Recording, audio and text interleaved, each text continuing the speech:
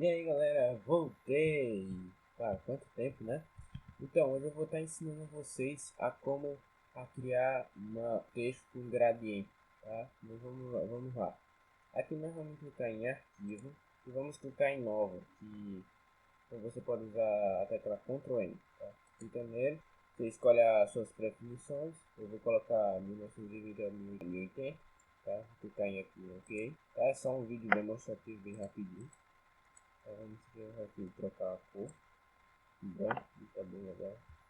Agora vamos colocar um texto aqui, colocar agora, nós vamos aqui Ctrl A para aumentar um pouco da letra. Aqui eu vou trocar, se eu quiser trocar, eu vou trocar em outro do destacado, vou colocar esse cara aqui dois, legal.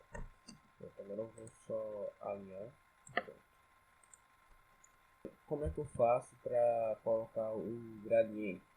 É muito simples. Você vem aqui, clica com o botão direito aqui, aí você clica aqui no alfa para seleção, certo?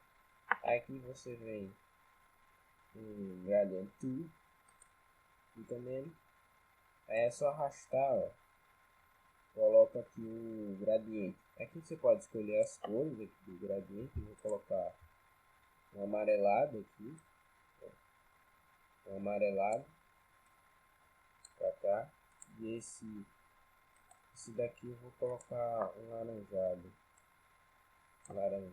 Isso. Ficou muito legal.